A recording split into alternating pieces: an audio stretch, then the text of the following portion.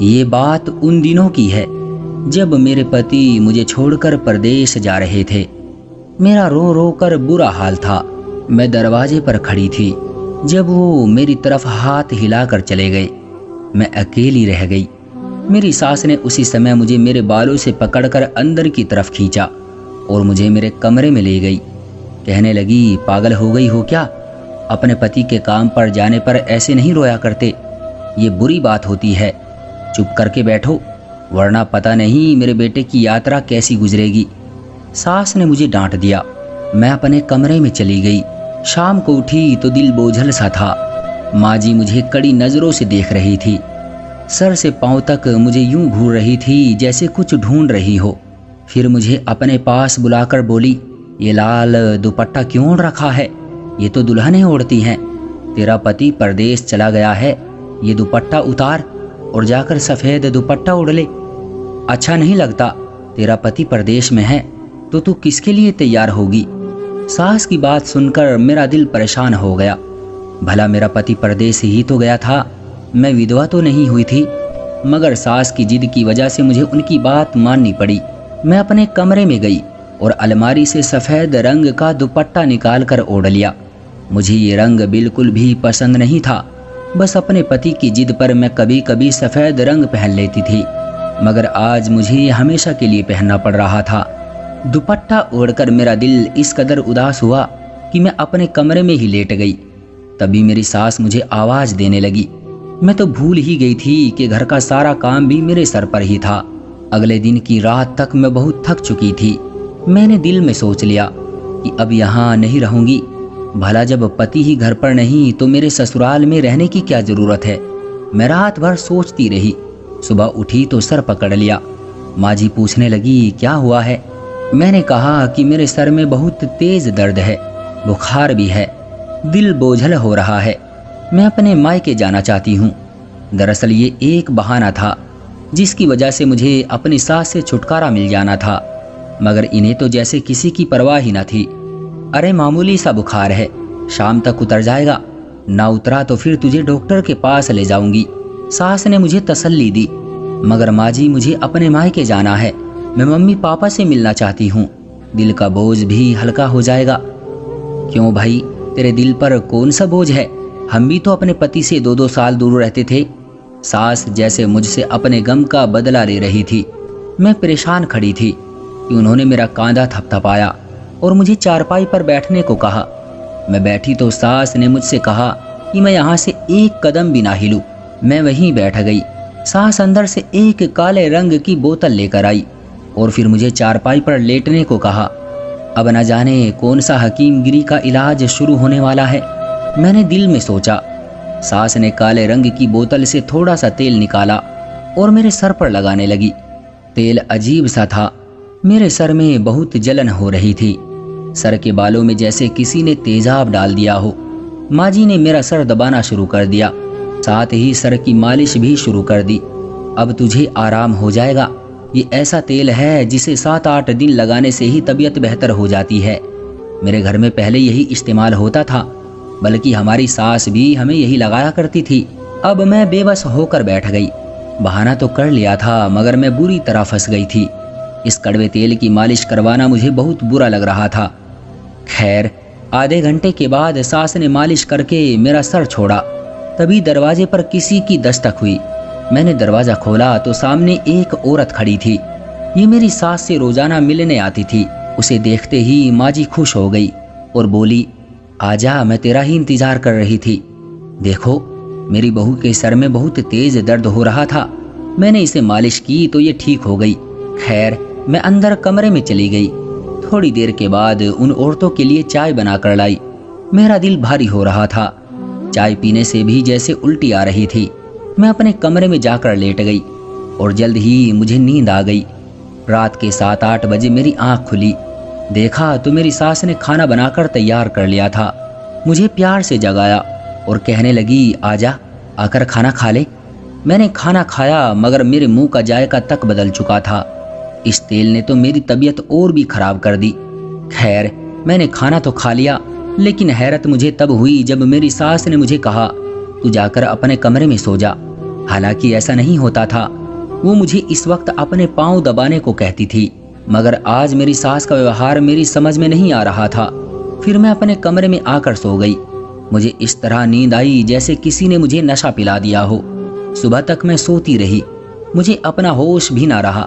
सुबह उठी तो मेरा सर भारी था, मुझसे चला नहीं जा रहा था। मैंने अपनी सास से कहा, माँ जी, आपने तो मुझे सही करने के लिए ये तेल लगाया था, मगर इसने तो मेरी हालत और भी खराब कर दी। मुझसे चला भी नहीं जा रहा है, तबीयत और भी ज़्यादा खराब हो गई है। माँ जी ने हंसकर कहा, अरे बेटी, 7-8 दिन के बाद ही तो ये तेल असर करेगा। अभी तो तेरी तबीयत इससे खराब ही होगी, क्योंकि इस तेल की वजह से शुरू में ऐसा ही होता है। सास की बात पर मुझे थोड़ा सुकून तो मिला, मगर मुझे अजीब सा लग रहा था। अगली रात भी जब मेरी तबीयत ऐसे ही खराब हो गई तो मैंने सोचा इस तेल से छुटकारा पाने का यही तरीका है कि मैं अपनी सास की तेल वाली बोतल ही छुपा दूं।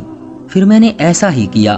शाम को अपने किसी काम से बाहर गई तो मैंने वो तेल की बोतल लेकर गमलों के पीछे छुपा दी और सोचा कि अगर ज़्यादा हंगामा किया तो उन्हें बता दूंगी। अब मुझसे बर्दाश्त नहीं होती थी ये रोज़ रोज़ की परेशानी। खैर, मैंने तेल तो छुपा दिया, मगर सास ने आकर रात को जब तेल ढूंढना शुरू किया तो बोली, तेरी मालिश करनी है, तेल कहाँ गुम हो गया है। मैंने भी ऐसा नाटक किया जैसे मैं जानती ही नहीं हूँ। तब माँ जी ने इस कदर शोर मचाया कि सारा घर सर पर उठा लिया। उस वक्त मुझे अजीब सा लगा, भला माँ जी को मेरे सर के दर्द से इतनी दिक्कत क्यों हो रही थी। अगर मेरी सास का व्यवहार पहले से ही ऐसा होता तो मैं इस बात को मान सकती थी। खैर, मैं जो इरादा किए बैठी थी कि गमलों के पीछे से तेल की बोतल निकाल दूंगी, अब मैंने अपना इरादा बदल लिया, क्योंकि मुझे सारी रात नींद आई रहती थी और सुबह को भी बोझल हुई रहती थी। भला ऐसे इलाज की क्या जरूरत थी जिसकी वजह से मेरी तबीयत और भी खराब हो जाती। उस दिन रात को सोने के लिए मैं अपने कमरे में गई तो सास ने मेरे कमरे का दरवाज़ा बाहर से बंद कर दिया, बल्कि उसे ताला लगा दिया। मुझे बहुत हैरत सी हुई। आज मुझे नींद नहीं आ रही थी, क्योंकि आज उस कड़वे तेल की मालिश नहीं हो पाई थी। थोड़ी देर गुजरी कि मुझे बाहर से कुछ लोगों की आवाज़ें आने लगी। ये आवाज़ें बहुत ही धीमी थी। मैंने अपने कमरे का पंखा बंद किया और उन आवाज़ों को ध्यान से सुनने लगी। कुछ घसीटने की आवाज़ भी आ रही थी, बल्कि 2-4 आदमी भी साथ थे। मेरी सास न जाने उनको क्या कह रही थी। पूरे घर में अंधेरा था। मैंने भी अपने कमरे की लाइट बंद कर रखी थी। फिर मैंने देखा 2 आदमी हल्की रोशनी में हमारे आंगन से बाहर वाले दरवाजे से जा रहे हैं। पहले मैंने सोचा कि जरूर मेरी सास का कोई रिश्तेदार होगा, लेकिन रिश्तेदार होता तो यूं चोरी छुपे आकर मिलने की क्या जरूरत थी। सामने भी तो मिल सकता था, यानी दिन के समय। लेकिन ये रात को ही क्यों आए। अब तो मेरा शक और भी पक्का हो गया। सुबह उठी तो मैं बिल्कुल भी तरोताजा नहीं थी। मेरी तबीयत जरा भी ठीक नहीं हुई। मेरी सास ने मुझे देखा तो बोली, रात को तू सो गई थी ना। जी माँ जी, सो गई थी, लेकिन मैं जानती हूँ अभी भी तेरी तबीयत खराब रहेगी। मैं आज ही तुझे उस औरत के पास ले चलूंगी जो ये तेल देती है। तुम तो जानती हो वो हकीमगिरी में कितनी माहिर है। उससे हर तरह की औरतें दवा ले जाती है, चाहे वो बीमार हो या तंदुरुस्त हो। मेरी सास ने मुझे समझाया, मगर मैं जानती थी कि वो औरत एक मामूली सी हकीम थी, इसलिए मेरा उसके पास जाने का कोई इरादा नहीं था। नहीं माँ जी, अब मैं बिल्कुल ठीक हूँ, कोई ज़रूरत नहीं है वो कड़वा तेल लाने की। मैंने मुंह चिढ़ाते हुए कहा, अरे तुझे क्या पता कि तू ठीक है या नहीं। मैं तेरा पूरा पक्का इलाज करवाऊंगी, तू फिक्र ना कर। शाम को तैयार रहना। माँ जी की बात सुनकर मैंने सर पकड़ लिया। अरे माँ जी, मैं ठीक हूँ, मुझे इलाज नहीं करवाना। ऊपर वाले के लिए मेरा पीछा छोड़ दो। मुझे माँ जी पर गुस्सा आ गया। तभी माँ जी बोली, मेरे साथ जुबान न चला, वरना तेरे पति को परदेश में बता दूंगी तू मेरी कोई भी बात नहीं मानती। बस यही मेरी एक कमजोरी थी जिसका माँ जी फायदा उठाती थी। शाम को मैं तैयार हो गई। मेरी सास ने भी तैयारी कर ली और हम उस औरत के पास पहुंच गए। कुछ लोग कहते थे कि ये एक बहुत अच्छी हकीम है, मगर सच तो ये था कि ये औरत ज़्यादातर नशीली और गंदी दवाइयाँ बेचती थी। मुझे उनकी दवाइयों पर बिल्कुल भी यकीन नहीं था। माँ जी ने उसके सामने मेरा मसला बताया और कहने लगी, मुझे वही तेल दे दो जो तुमने पिछली बार दिया था। माँ जी की बात सुनकर उसने कुछ समय को सोचा और फिर एक लड़की को आवाज़ दी, जो उसी तरह की काली सी शीशी लेकर माँ जी के पास आ गई। माँ जी ने वो शीशी ली और उस औरत का धन्यवाद किया और फिर मुझे लेकर घर आ गई। घर आकर वो बड़ी खुश लग रही थी। मुझे ये सब बहुत बुरा लग रहा था। मैंने भी दिल में ठान ली, आज कुछ भी हो जाए अपनी सास को ये तेल अपने सर पर नहीं लगाने दूंगी। मैंने भी सरसों के तेल में काला रंग मिला दिया और उस बोतल का तेल नाली में बहा दिया। सास को शक भी नहीं हुआ कि मैंने बोतल में से तेल बदल दिया है। रात को उन्होंने मुझे अपने पास बुलाया और मेरे सर की मालिश करने लगी। जब मालिश पूरी हुई तो मुझे थपथपाते हुए बोली, जाकर अपने कमरे में सो जा, 7 दिन में तेरी तबीयत बेहतर हो जाएगी। हालांकि मुझे कोई बीमारी नहीं थी, लेकिन सास की जिद के आगे कर भी क्या सकती थी। फिर मैं वापस अपने कमरे में आ गई, मगर मुझे नींद नहीं आ रही थी, जबकि तेल की मालिश के बाद मेरा सर भारी हो जाता था और थोड़ी देर लेटते ही मुझे नींद आ जाती थी। कुछ देर बाद मुझे महसूस हुआ कि जैसे वही आवाज़ आज भी आ रही है। आज मेरा दरवाज़ा अंदर से बंद था, क्योंकि मेरी सास तो सोच रही थी कि मैं सो गई होगी, इसलिए मेरे कमरे का दरवाज़ा बाहर से बंद नहीं था। जब आवाज़ और भी ज़्यादा बढ़ गई तो मैंने उठकर दरवाज़ा खोला और अपने कमरे से बाहर आ गई। देखा तो ये आवाज़ मेरी सास के कमरे से आ रही थी। मैं उस तरफ गई तो मुझे ये देखकर हैरत हुई कि 2 लड़के मेरी सास के कमरे में बैठे थे और वो उन्हें मेरे दहेज के बर्तन और दूसरी चीज़ें थमा रही थी। लड़कों ने अपने चेहरे छुपा रखे थे, तो क्या मेरे दहेज का सामान? ये सोचते ही मुझे चक्कर से आने लगे। आगे बढ़कर मैंने अपनी सास का सामना किया और कहा कि ये कौन है और मेरे दहेज के बर्तन इन्हें क्यों दे रही हैं आप? मुझे देखकर मेरी सास बौखला गई। तू यहाँ कैसे? तुझे कहा था ना कि जा सो जा। उन्होंने उल्टा अपनी गलती छुपाते हुए कहा, माँ जी मैं सो नहीं सकती, मैंने जो पूछा है मुझे उसका जवाब दो। तू होती कौन है मुझसे पूछने वाली? मेरी सास उल्टा मुझ पर गुस्सा करने लगी। मैं जो चाहे करूं, ये मेरा घर है, मुझे मत बताओ कि मुझे क्या करना है। उनकी आवाज़ ऊंची हो गई थी। ये देखकर वो लड़के जल्दी से घर से भाग गए, मगर मेरे दिमाग में ये बात बैठ चुकी थी, मैं भला कैसे अपनी सास की जान छोड़ सकती थी।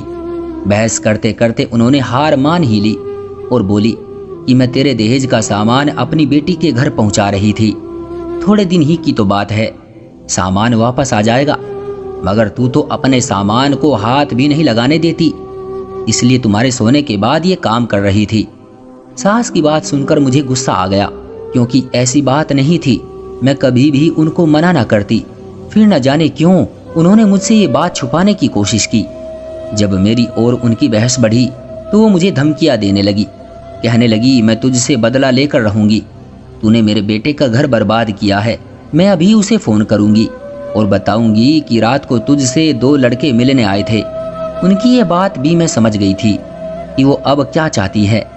मैं एक बार फिर अपनी सास के आगे मजबूर हो गई थी, लेकिन आखिर कब तक? मैंने दिल में सोचा, क्या मैं इसी तरह ब्लैकमेल होती रहूंगी? तब तो ये सारी जिंदगी मुझसे सारी बातें मनवाएगी। ये सोचकर ही मेरे दिल में डर सा आ गया। मैं ऐसा नहीं होने दे सकती थी। उस दिन मैं भी उनके सामने डट गई। कर लीजिए आप फ़ोन, जिसे चाहो कर लो फ़ोन, मैं अपने दहेज के सामान से एक भी चीज़ नहीं दूंगी। मेरी बात सुनकर मेरी सास को गुस्सा आ गया और उन्होंने मुझे एक जोरदार धक्का दिया। मैं जाकर दरवाजे के आगे गिर गई। वो गुस्से में गुर्राते हुए बाहर गई तो मैं अपना सर पकड़कर बैठ गई।